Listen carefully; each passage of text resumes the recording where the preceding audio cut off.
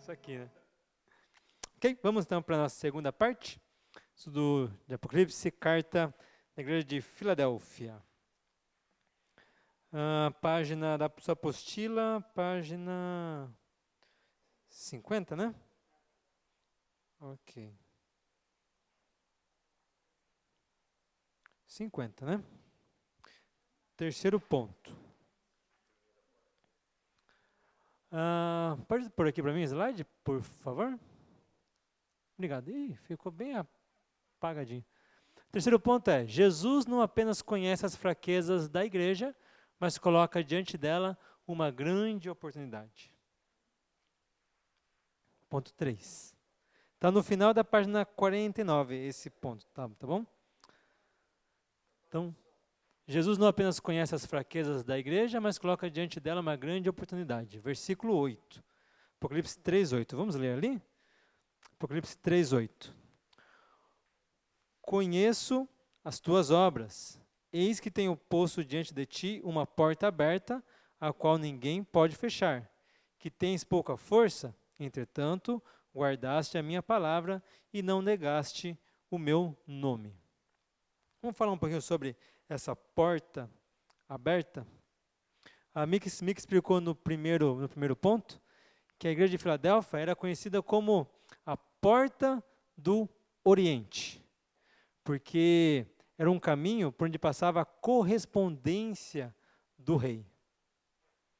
Era um caminho que passava a correspondência do rei. Por ali passava, entre aquela cidade, se passava a correspondência da cidade imperial, passava por aquela cidade. Por isso que era conhecida como a porta do Oriente. Por que Jesus usou essa expressão porta, uma porta aberta? Jesus ele tinha uma correspondência para que fosse entregue para a humanidade. E ele ia usar essa igreja para entregar essa correspondência. A carta do rei, a mensagem do rei para o mundo iria passar através da igreja de Filadélfia. Ali em 1 Coríntios 19, fala assim. 1 Coríntios 19.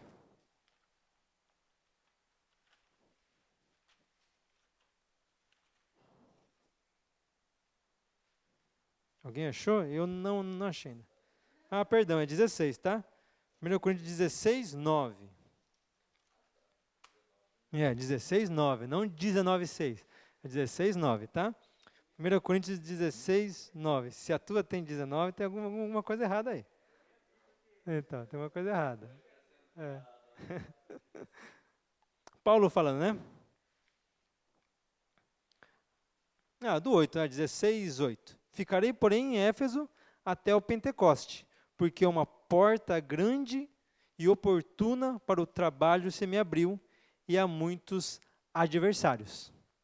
Esse é um dos versículos que fala sobre a porta, sobre uma porta que Deus abriu para evangelizar. Colossenses também fala sobre isso. Rapidinho aí, abre ali em Colossenses 4. Vamos ver quem abre primeiro, mais rápido. Abre. 3. 4, 3 até o 4. Suplicai ao mesmo tempo também por nós, para que Deus nos abra porta à palavra, a fim de falarmos do mistério de Cristo, pelo qual também estou algemado, para que eu o manifeste como devo fazer. Porta, uma porta aberta. Quando Deus abre uma porta, essa porta significa uma oportunidade para se levar o evangelho de Cristo, para levar o evangelho do nosso Senhor. Quando, fala aqui para a igreja de Filadélfia, no 8, fala assim, conheço as tuas obras, eis que tenho posto diante de ti uma porta aberta, o qual ninguém pode fechar. Jesus está falando, vai abrir uma oportunidade para que você fale do meu evangelho, fale do meu amor, para que você compartilhe o meu evangelho. As portas estão abertas para que o evangelho seja anunciado. Jesus abriu essa porta. Porém, tem 3 questões, 3 pontos que a igreja de Filadélfia poderia pensar 3 vezes antes de ir e anunciar essas boas novas. Está aí na sua apostila, na página 50, aí na parte mais embaixo, tem 3 pontos, A, B e C. O ponto A, era uma igreja fraca. A igreja de Filadélfia era uma igreja fraca. Jesus falou isso aqui no versículo 8. Conheço as tuas obras, eis que tenho posto diante de ti uma porta, a qual ninguém pode fechar, mas tens pouca força. Vocês têm pouca força. Entretanto, guardaste a minha palavra e não negaste o meu nome. A igreja era pequena, como a Miki comentou no começo, a igreja era jovem. Não era pequena por falta de evangelismo, não era pequena por falta do povo se dispor para fazer a vontade de Deus, porque Jesus falou, eu conheço a obra de vocês. Jesus está falando, eu sei que vocês se esforçam, eu sei que vocês me amam, eu sei que vocês estão fazendo o possível para que o reino de Deus cresça, mas vocês ainda são fracos, vocês ainda são pequenos, vocês ainda são novos. Mas uma grande porta, uma porta oportuna, está sendo aberta para que vocês anunciem as boas novas. Jesus entregou confiou essa bênção, confiou essa alegria, confiou essa mensagem de vida na mão da igreja de Filadélfia, uma igreja jovem, uma igreja nova, uma igreja pequena. Mas apesar de ser nova, apesar de ser jovem, ela era uma igreja forte. Forte perante Deus. Fraca talvez perante o mundo, fraca perante a cidade toda. Toda aquela gente. E uma pequena porção, uma pequena porcentagem era de cristãos. Me fez lembrar um pouco o Japão. Se for ver, toda a nação japonesa, a porcentagem de irmãos, porcentagem de pessoas que já entregou a sua vida para Cristo, é pequena. Quanto? 7. O Carlão aqui falou que é 7% de cristão. De 100%, 7. Aos olhos do mundo, é pequena, fraca. O que pode fazer 7? O que pode fazer 7? Oi? Antes era 1. Agora já está no 7. O que poderia fazer 1%? Poderia multiplicar para 2. O que podia fazer 2%? Multiplicar para 4. O que poderia 4? Multiplicar para 8. E o que pode 8? Multiplicar para 16. O que poderia 16? Multiplicar para 32. E, tá bom, né? Vai acabar ficando difícil demais a matemática. Mas vocês entenderam, né? O que uma igreja pequena pode fazer? Muito. Basta multiplicar. Basta multiplicar. A porta está aberta. A porta foi aberta. O mundo via eles pequeno. Cristo via eles grande, porque confiou a maior das mensagens nas mãos deles. A maior das mensagens, que é a palavra dele. A correspondência real. O rei quer se comunicar com esse mundo. Ele vai usar quem? A igreja. Ele vai usar quem? Você. Ele vai usar quem? Aqueles que se dispõem a usar essa porta aberta por Jesus. Você se acha pequeno? Você se acha pouco? Ah, na minha firma toda, só eu que sou cristão lá. Multiplique. Ah, mas na minha vizinhança só tem eu que sirvo a Deus ali. Multiplique. Ah, na minha família só eu que sou cristão. Multiplique. Multiplique. E multiplique. Veja Deus fazer maravilhas. Veja Deus fazer coisas grandes. Porque você pode ser pequeno aos olhos do mundo. Mas perante Deus, você é rei e você é sacerdote. Perante Deus, você é mais do que vencedor. Perante Deus, você tem um valor tão alto que Ele deixou o trono, deixou a glória, veio ao mundo, se tornou homem e morreu por você. Você é pequeno, talvez, perante os teus olhos ou perante os olhos do mundo, mas perante Deus, você é grande. Você é muito grande. Ah, mas eu não sei falar bem o japonês. Como é que eu posso fazer? Multiplique. Cresça. Aprenda. Ensine. E veja Deus agir. Apenas se disponha e veja Deus fazer milagres. Veja Deus fazer coisas maravilhosas através da sua vida. O segundo ponto que poderia fazer é a igreja não usar essa porta aberta por Jesus. O ponto B. Havia oposição à igreja na cidade. Está aqui no versículo 9. Eis, farei que alguns dos que são da sinagoga de Satanás, desses que a si mesmos se declaram judeus e não são, mas mentem, eis que eu farei vir e prostrar-se aos teus pés, e conhecer que eu te amei. Esses da sinagoga de Satanás, eles se opunham à igreja de Deus, a igreja de Cristo, que era pequena, era jovem, era pequena, e ainda tinha essa sinagoga de Satanás, os judeus que não são judeus, eles estavam afligindo, estavam atacando, estavam a fim de matar a igreja de Cristo. Eles podiam ver isso e ver isso como um obstáculo. Mas já para que eles não vissem como um obstáculo, Jesus falou, eu vou fazer com que eles venham e se prostrem aos teus pés. Os nossos inimigos, e preste bem atenção nisso, os teus inimigos, aqueles que se levantam contra você, não está se levantando contra você, está se levantando contra Cristo. Então deixe que Ele vai pôr os seus inimigos debaixo dos seus pés. Ele, tá bom? Ele, tá? Não você. Você coloque isso perante Deus. Coloque isso perante Deus. E Deus então vai fazer com que você saia mais do que vencedor dessa batalha.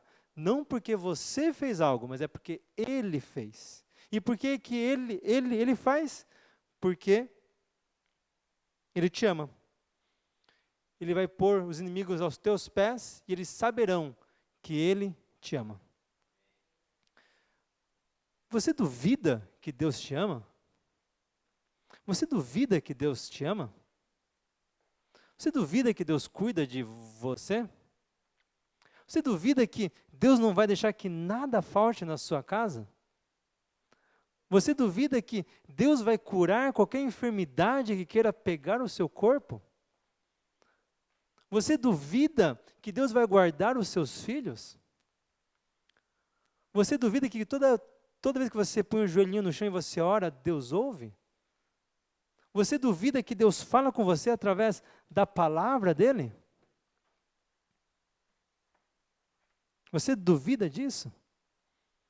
Se você não duvida disso, então haja como tal. Haja como tal.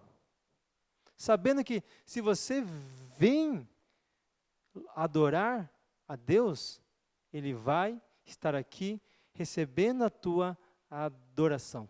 Sabendo que toda vez que você ora, você levanta, talvez você ora, Deus vai estar ouvindo a tua oração. Toda vez que você lê a palavra dEle, Ele vai estar revelando a vontade dEle na sua vida. Por quê? Porque Ele te ama. Porque Ele te ama. A nossa vida cristã, ela é baseada nisso. Ela é baseada no amor de Deus por nós. Porque Ele me ama.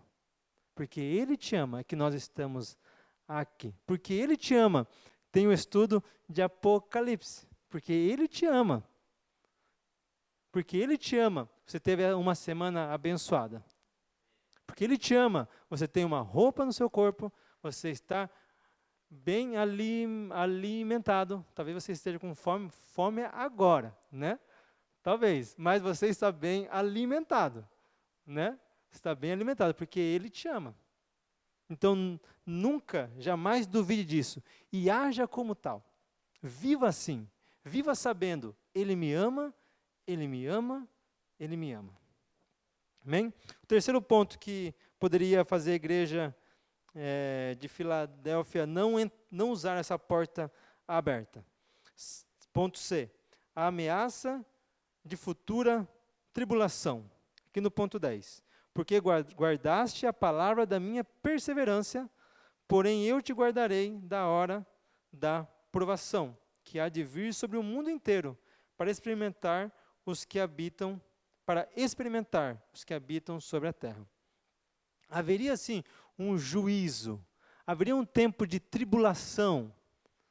A igreja sabia disso. Haveria um tempo onde as coisas iam ser mais difíceis.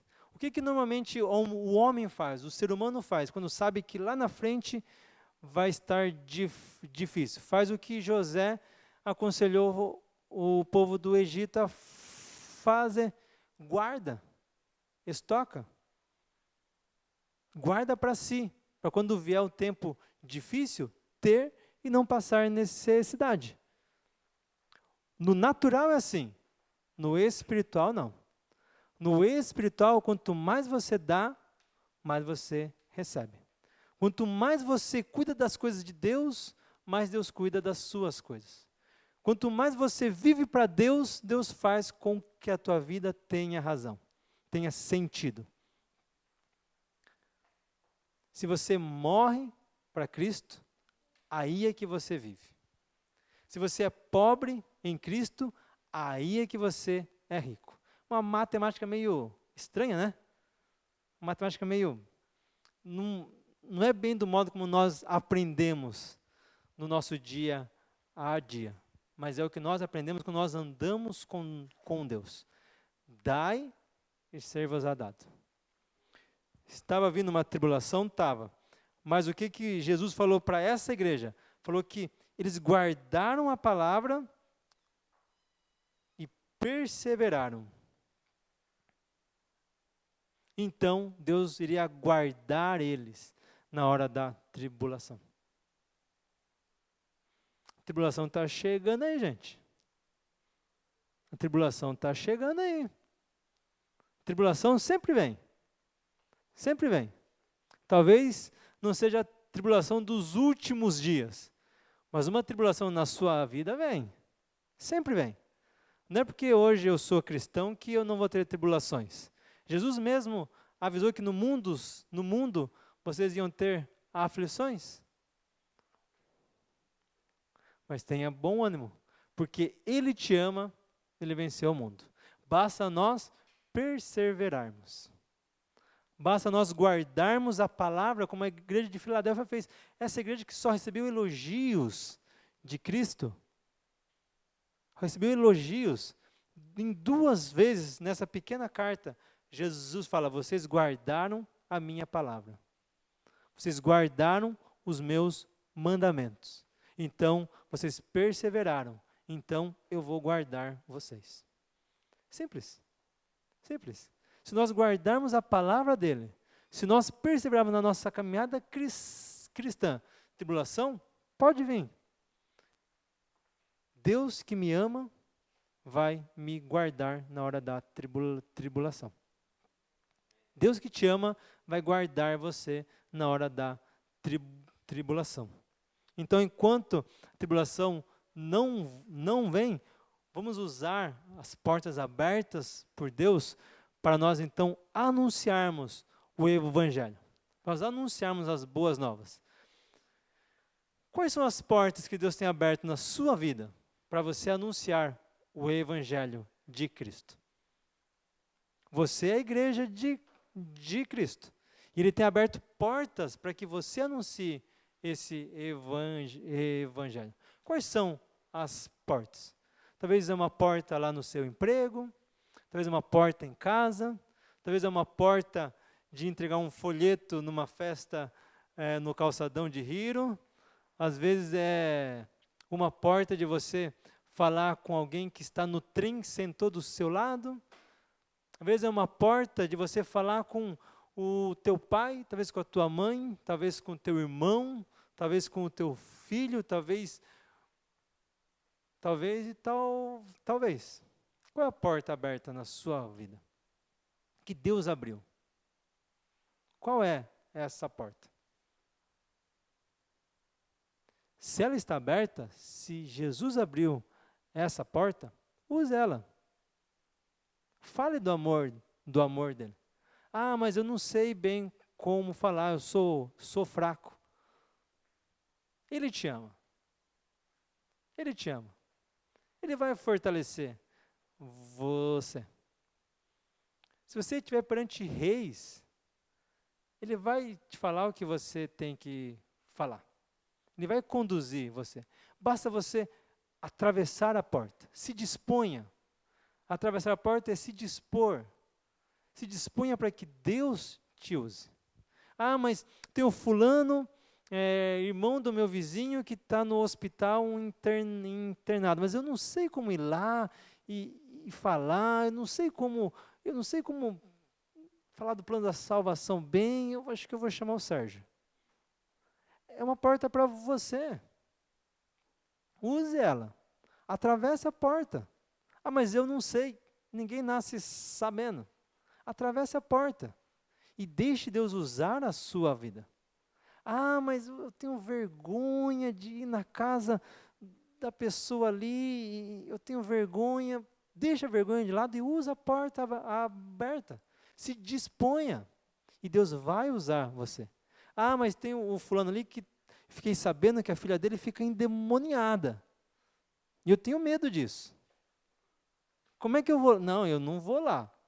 Eu vou chamar lá o Vanderlei, o Carlão para lá, porque é uma porta para você.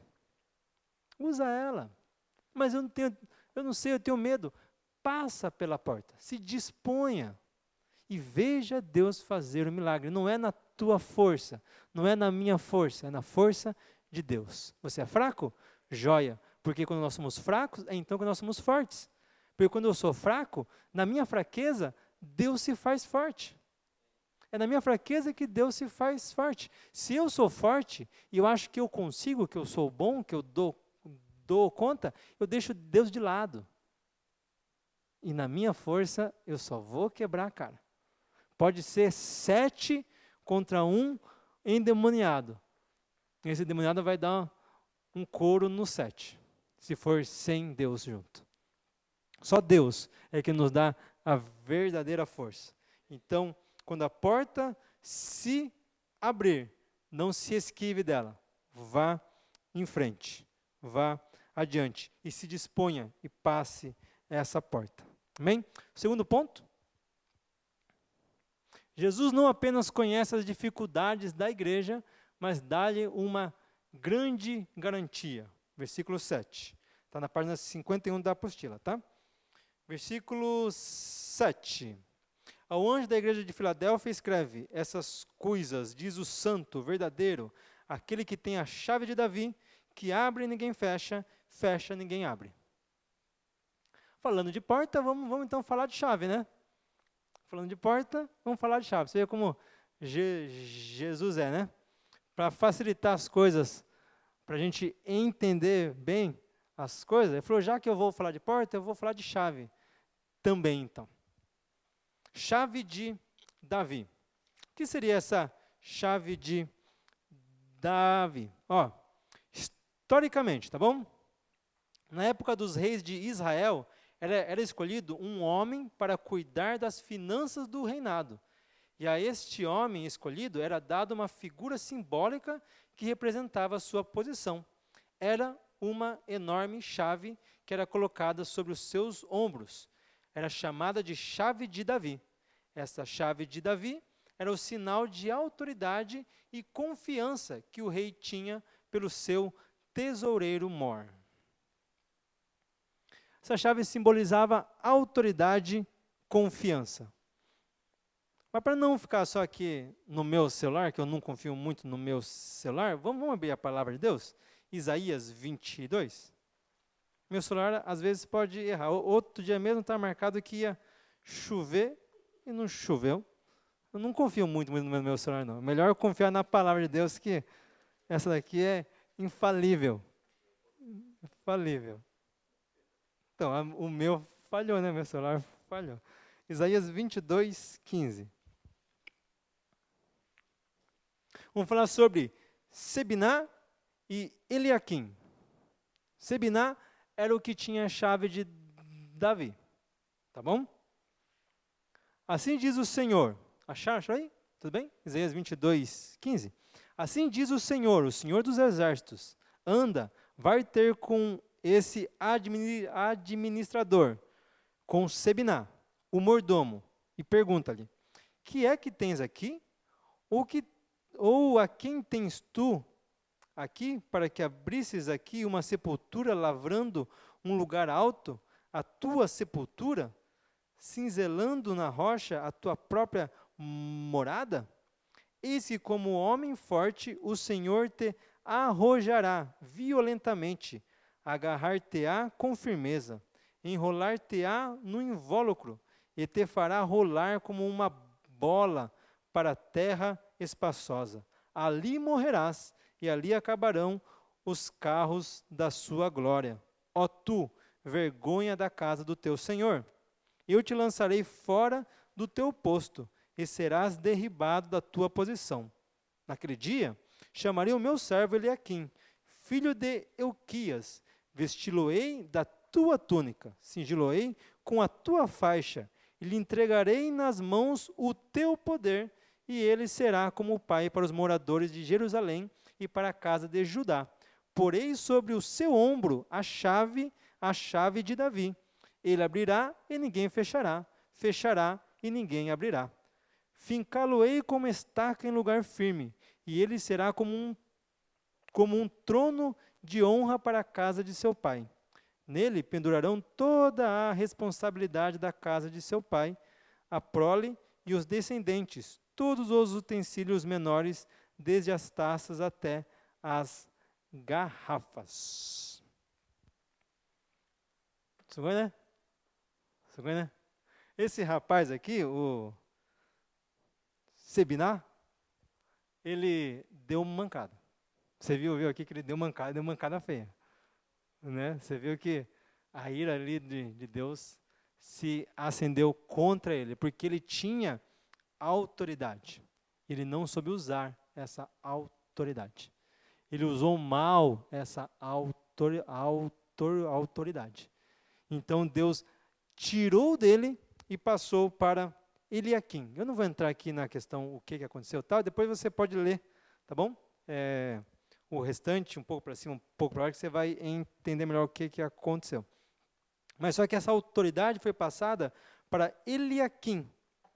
Está vendo aqui no 20? Fala assim, ó, naquele dia chamarei o meu servo Eliaquim, filho de Euquias, vesti-lo-ei da tua túnica, cingi-lo-ei com as tuas faixas, e lhe entregarei nas mãos o teu poder, e ele será como pai para os moradores de Jerusalém, para a casa de Judá, porém sobre ele, sobre o seu ombro, a chave de Davi. Ele abrirá e ninguém fechará, fechará e ninguém abrirá. O que Jesus falou lá em Apocalipse 3:7? Eu sou o que tenho a chave de Davi, que abre e ninguém fecha, que fecha e ninguém abre. A mesma coisa. Autoridade. Autoridade. Jesus está com essa chave agora. Ele está com a chave que abre e ninguém fecha, fecha ninguém abre. Ele está com a chave do céu. Ele está com a chave da autoridade.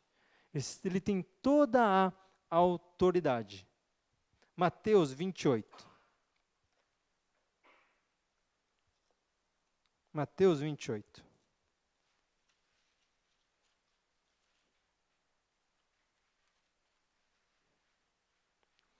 (28, 18). Quem sabe decora Mateus 28, 18, 19 e 20? Isso é bom, hein? É bom saber, hein? Mateus 28, 18, 19 e 20. Se você não sabe decora ainda, ó, uma dica boa, hein? Decora essa daqui, que esse aqui é bom, hein? Esse aqui é dos bons. Esse é um dos versículos dos bons. Então, guarda aí. Jesus, aproximando-se, falou-lhes, dizendo: toda a autoridade me foi dada no céu e na terra. Chave de Davi. Abre, ninguém fecha, fecha, ninguém abre. Autoridade. 19. Então ide, portanto, fazei discípulos de todas as nações, batizando-os em nome do Pai, do Filho e do Espírito Santo, ensinando-os a guardar todas as coisas que vos tenho ordenado, eis que estou convosco todos os dias até a consumação dos séculos. Jesus falou assim: eu tenho a chave. Eu tenho a chave. Porque eu tenho a chave, ide por todo mundo e pregai o evangelho. Acabamos de ver que a porta aberta significa oportunidade para anunciar as boas novas de Cristo. Porta aberta significa ide por todo mundo e anunciai as maravilhas de Deus. E quem abriu essa porta? Jesus, porque ele tem as chaves. Ele tem a chave de Davi, ele tem autoridade. Ele tem autoridade para abrir oportunidades para que nós possamos anunciar as boas novas. Porque Jesus tem toda essa autoridade. Então, ide e pregai o evangelho. Se Jesus não tivesse essa autoridade toda, ele não ia falar ide. Não ia. Porque ele não ia mandar o povo dele para a morte. Ele não ia mandar o povo dele para não ser vencedor. Ele não ia falar assim, ó, vão lá, talvez vai dar certo. Talvez esse evangelho pegue. Talvez esse evangelho mude vidas. Talvez mudam aqui, mas não vai mudar outro ali. Não. Ide. Eu tenho autoridade. Esse evangelho vai revolucionar o mundo. Esse evangelho vai mudar nações. Ele deu esse evangelho para nós. Para mim, para você, para nós. Para nós irmos e pregarmos o evangelho. Está com medo ainda? Está com medo de pregar as boas novas ainda? Jesus tem autoridade e ele nos mandou ir. Medo para quê? Vergonha para quê? Preguiça para quê? Desconfiança para quê? Jesus já abriu essa porta. Então, a porta simboliza oportunidade. A chave simboliza autoridade.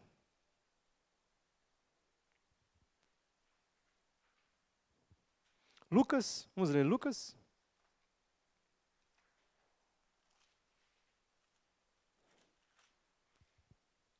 Lucas 13, 22 ou 30. Um pouco longo, tá? Mas é bom.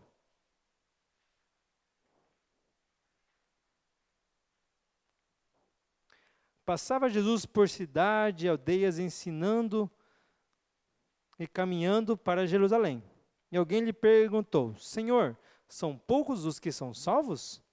Respondeu-lhe: Esforçai-vos vós por entrar pela porta estreita, pois eu vos digo que muitos procurarão entrar e não poderão.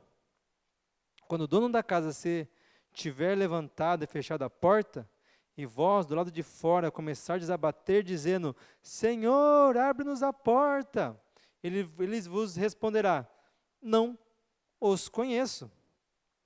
Então vocês dirão: Comíamos e bebíamos na sua presença, e ensinavas nas nossas ruas. Mas ele vos dirá: Não sei de onde vós sois, apartai-vos de mim, vós todos os que praticais a iniquidade. Ali haverá choro e ranger de dentes. Quando virdes no reino de Deus Abraão, Isaque, Jacó e todos os profetas, mas vós lançados fora. Muitos virão do oriente e do ocidente, do norte e do sul, e tomarão lugar à mesa no reino de Deus. Contudo, há últimos que virão a ser primeiros, e os primeiros que serão os últimos. Jesus fala: eu tenho a chave de Davi na mão, abro e ninguém fecha, fecho e ninguém abre. Essa chave serve para abrir e fechar. Uma chave, eu vou te ensinar para que serve uma chave. Uma chave serve para abrir e fechar. Destranca, tranca. Abre e fecha. Jesus, ele abre portas e um dia ele vai fechar a porta. Ele vai fechar a porta. Você viu que aqui não está falando para incrédulos? Porque depois que Jesus fechar a porta, vão ter aqueles que vão bater na porta e vão falar: Senhor, nós comíamos na sua presença, bebíamos na sua presença, nós andávamos com o Senhor ensinava. Jesus vai falar: não conheço vocês. Por que vocês não estão aqui dentro? Se vocês realmente me servissem, vocês iam estar aqui dentro. Quando eu fechasse a porta, não lá fora. O que nós aprendemos com isso? Uma porta grande, boa, oportuna para levar a palavra de Deus, primeiramente serve para nós. Nós devemos passar pela porta, então convidar as pessoas para vir conosco, para entrar na porta conosco. Esse evangelho primeiro tem que tocar a nossa vida, tem que transformar a nossa vida. Esse evangelho primeiro tem que nos moldar, para depois nós irmos e anunciar para outras pessoas. Ah, mas é possível uma pessoa que ainda não foi moldada pela palavra de Deus, anunciar a palavra de Deus? E se é possível. Alguém que nem é nascido de novo pode muito bem se fantasiar de ovelha, se fantasiar de cristão e sair por aí pregando a palavra de Deus. Pode. Deus pode usar essas pessoas? Pode. A Bíblia fala assim que quando estiver perante o trono de Deus, ele vai separar os bodes e as ovelhas, né? Os bodes são aqueles que vão para longe de Deus. Jesus falou que do meio deles iam ter pessoas que iam falar assim: mas nós fazíamos milagres em teu nome. Nós fazíamos milagre em teu nome.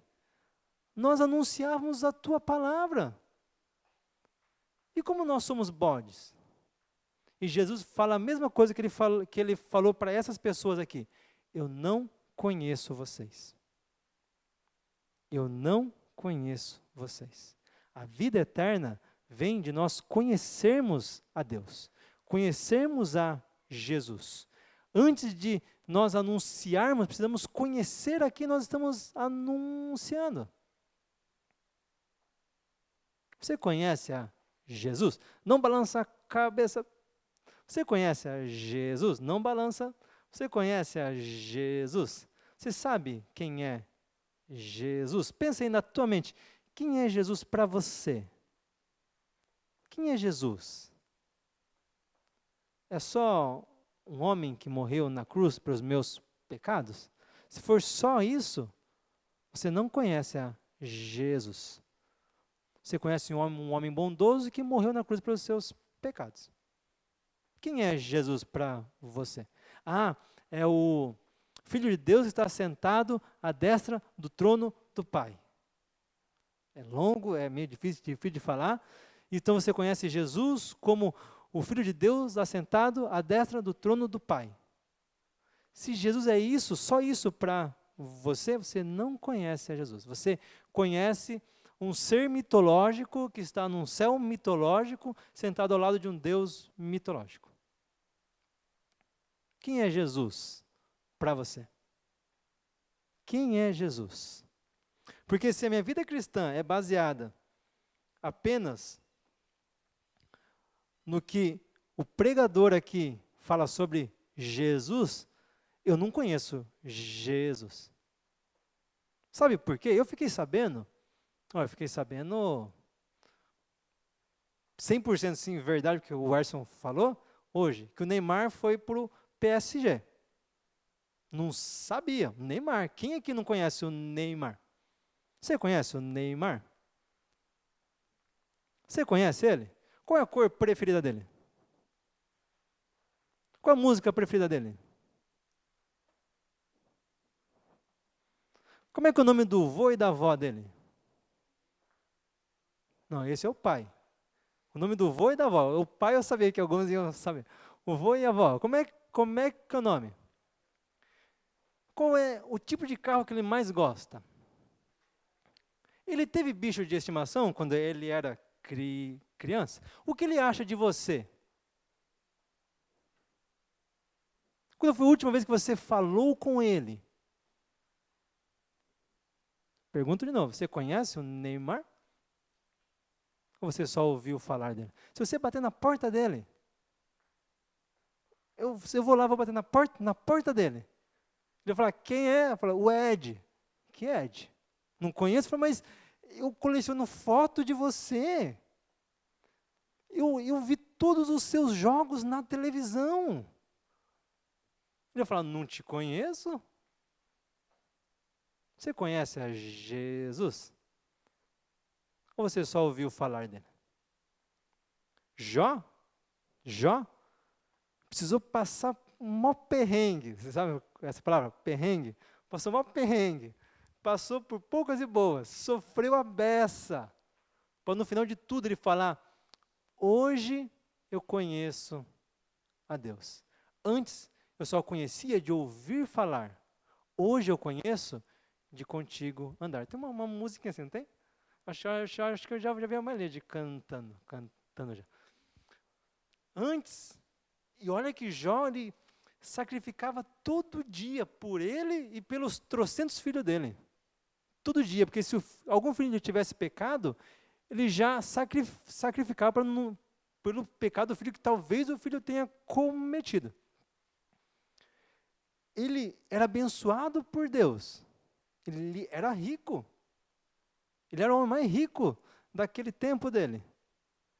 Mas depois que ele perdeu tudo, depois que ele passou por poucas e boas, ele terminou tudo e falou, realmente, antigamente eu conhecia Deus só de ouvir falar. Mas hoje eu conheço de contigo andar. Como você conhece a Jesus? De ouvir falar ou de andar com Ele? Jesus é só um Deus assentado à destra do trono do Pai? Ou é o seu Deus pessoal? Aquele que assenta do seu lado, na sua casa, no seu carro, na hora do seu almoço. Quem é Jesus para você? Se ele não te conhecer, se você não conhecer a Jesus, um dia ele vai fechar a porta e ninguém vai abrir mais. E você pode ficar lá fora. Ficar lá fora. Como é que eu faço para conhecer a Jesus? Ora, irmão. Ora, leia a palavra. Busque a Ele. Porque Ele quer conhecer você. Ele quer fazer parte da sua vida. Ele quer andar com você. Basta você também andar com Ele. Basta você também fazer parte da vida dEle. Porque Ele quer fazer parte da sua. Então, faça parte também da vida dEle. E deixe Ele fazer parte da sua. Porque muitas vezes, a gente só quer que Jesus faça parte da nossa vida. Jesus venha fazer parte da minha vida. Venha e entre na minha casa. More na minha casa. Entra na minha casa. Né? Entra na minha casa. Legal, bom. É uma oração boa, é um pedido bom. Mas esquece de também entrar na casa de Deus. De também fazer parte da vida dEle. Porque, afinal de contas, se Jesus vier fazer parte da minha vida, eu vou ser abençoado. E é isso que eu quero. Quero ser abençoado. Mas se eu entro na vida de Jesus também, então eu crio uma intimidade, um relacionamento. E um relacionamento se dá em ser abençoado e também abençoar. E nós não queremos abençoar a Jesus. Jesus precisa? Ele não precisa, mas ele quer ser abençoado por você. Ele quer receber de você algumas coisas também. Ele não precisa, mas ele quer. Porque ele quer que você faça parte da vida dele. E se você fizer parte da vida dele, então você vai entrar na casa dele. Entrando na casa dele, quando ele fechar a porta, você vai estar dentro. Porque você entrou na casa dele. Não só ele entrou na sua. Mas você entrou na casa dele, você fez parte da vida dele. e ele vai fazer parte da sua vida, e assim então há um relacionamento. Então, irmãos, a porta um dia vai fechar. Jesus, que tem essa autoridade, ele vai fechar a porta. Então vamos fazer o possível para estar dentro da casa de Jesus, ceando com ele, comendo com ele, dormindo com ele, na casa dele, que é mais aconchegante do que a nossa. Então vamos fazer parte da vida de Jesus. Próximo ponto. Jesus não apenas conhece a pobreza da igreja, mas promete a ela uma grande recompensa e uma gloriosa esperança. É o último ponto, o ponto da promessa de Jesus para a igreja de Filadélfia. Vamos voltar ali em Apocalipse 3, 12. Ao vencedor, faloei coluna no santuário do meu Deus, e daí jamais sairá. Gravarei também sobre ele o nome do meu Deus, o nome da cidade do meu Deus, a nova Jerusalém que desce do céu, vinda da parte do meu Deus, e o meu novo nome. Quem tem ouvidos, ouça o que o Espírito diz às igrejas. Ao que vencer, será feito coluna na casa de Deus. Nós estávamos falando sobre fazermos parte da casa de Deus, entrarmos na casa de Deus. O vencedor vai estar ali, firme, inabalável, na casa de Deus. E quando a porta fechar, vamos estar ali firmes, inabaláveis, com Cristo. Com Cristo, firmes e inabaláveis. E ele vai pôr o nome dele em nós. Por que Jesus fala essa questão de nome? Porque a igreja de Filadélfia, ela já vem, esse nome já foi dado à igreja, porque o fundador gostava muito do irmão dele. A Miki explicou isso no começo. Então foi dado esse nome em prol do irmão do fundador. Depois a igreja sofreu algumas coisas, ela mudou o nome. E foi dado o nome em prol do imperador. Tem os nomes certos, seja aqui um pouquinho para trás, eu vou ler para vocês, tá? Esse mesmo que o Vande falou aí, que eu não gravei agora. Eu perdi. Como é que é aí, Vande? Isso, é o Nildo Cesareia. Neo Cesareia, que foi dado em função do César. A cidade foi homenageada, recebeu o nome de César. Depois teve um terremoto, se eu não me engano, e mudou o nome de novo, e mudou para o nome de Július. Ou alguma coisa assim. Né? Flávia, isso, obrigado. Flávia, que era por causa do Flávios, que era o segundo nome do imperador. Então, recebeu o nome do imperador. A cidade foi recebendo o nome de pessoas, do imperador, e Jesus falou, não vai mais ter isso. Essa cidade vai receber o nome do meu Deus. Ele vai pertencer ao meu Deus. Vocês serão do meu Deus. A cidade já não vai mais ser entregue como homenagem a imperador nenhum. A cidade vai ser em homenagem ao meu Deus. E eu gosto disso aqui, que fala aqui. Gravarei também sobre ele o nome do meu Deus, o nome da cidade do meu Deus, a nova Jerusalém que desce do céu, vinda da parte do meu Deus, e também o meu novo nome. Vocês sabem qual é o novo nome de Jesus? Sabem? Eu não sei ainda. Mas é um grande nome. E se eu for daqueles que vencem, esse nome será gravado em mim. Será marcado em mim. O novo nome de Jesus. Será marcado em você, se você for do que vencer. Se você estiver do lado de dentro, quando Jesus fechar a porta, então você vai ser firme como uma coluna no santuário de Deus. E ele vai marcar em você o nome de Deus e o novo nome dele.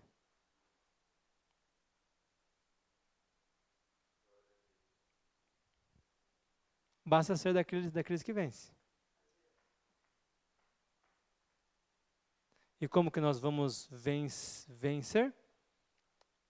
Usando dessa autoridade que Jesus está dando para nós como igreja. Primeiro, conhecendo Ele.